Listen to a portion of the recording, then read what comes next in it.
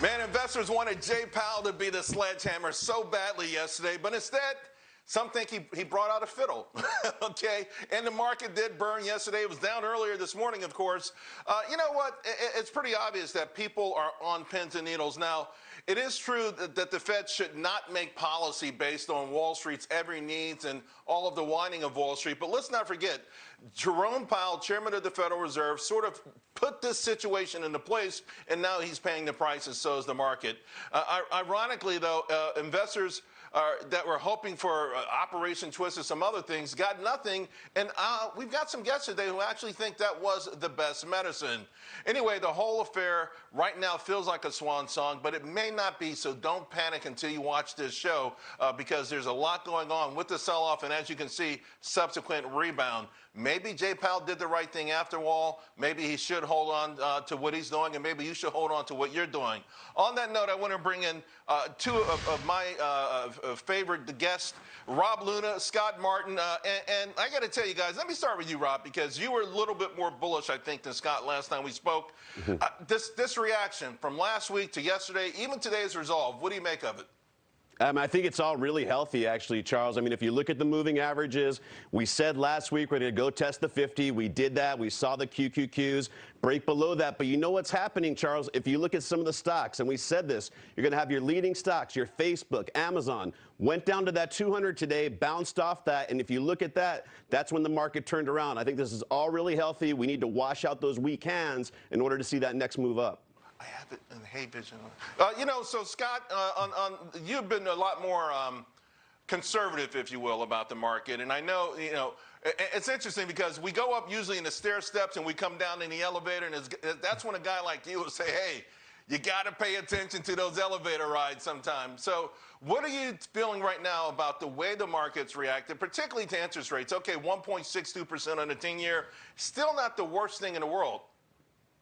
Not at all. And it's surprising, Charles, to see the market react so terribly to that because we knew this was coming. I mean, maybe it came a little faster and, say, furiouser, if I may, than it was expected to be. But this isn't a terrible thing. I mean, rates going up, rates normalizing, maybe a little inflation should be good for stocks. And I agree with Rob's point. I mean, if you look at even beyond some of those big cap techs out there, Charles, I mean, look at the Twilios, the Snowflakes, the PayPals, the Squares, the Teladocs, the Zooms. I could go on. I mean, there's a host of them. I mean, there's a few dozen out there that have totally reversed today and bounced. I mean, I haven't seen opportunity in tech like this since I was prom king in the 90s. That should tell you something.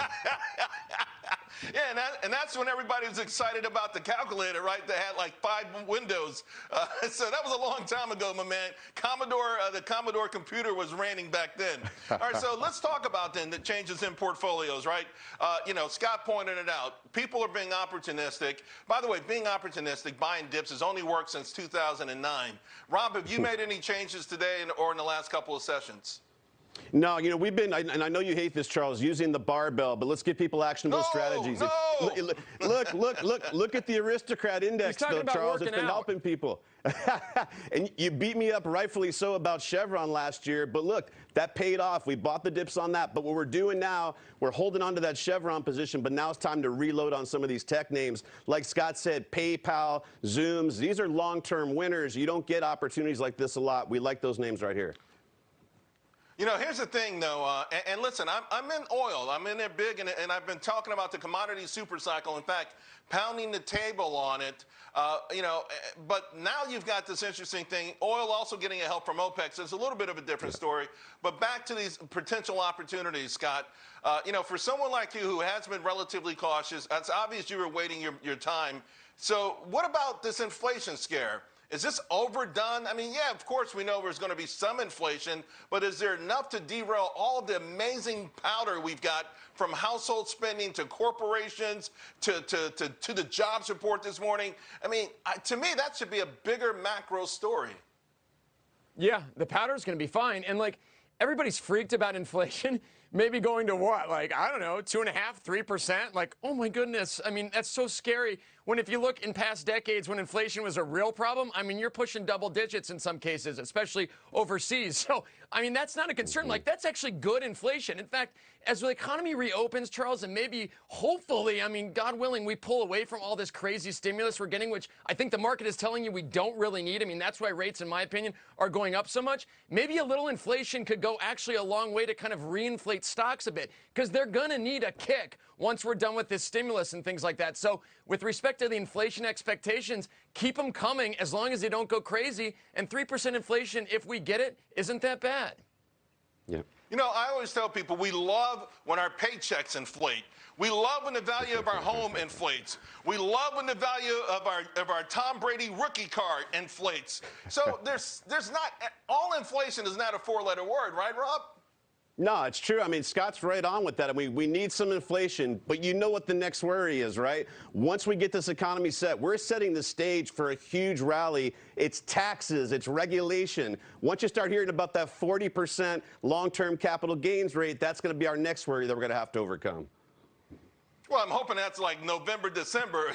So it could be a long time. So both of you guys, before I let you go then, do you see new market highs? And we've pulled back. Will, Scott, we see new highs in the market, and will it be led by big tech? Yes, I believe we will, Charles, and we're going to get some help, as Rob said, from energy and industrials and some financials, too, which have not been there. See, that's the cool thing that I think that's happening with the market so far, let's say this year, and as we've been waiting, like you said, Charles, to kind of put more money to work here on these pullbacks.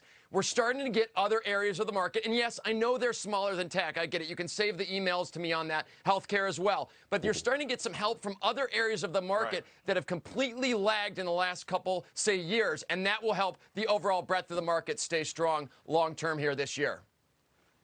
Gentlemen, I got to leave it there. You are two of the best. I feel so much strong. I feel strong like bull after talking to you guys. Had to start it out, Thank you both very much. Have a great weekend. Thank you. That's what the barbell approach is.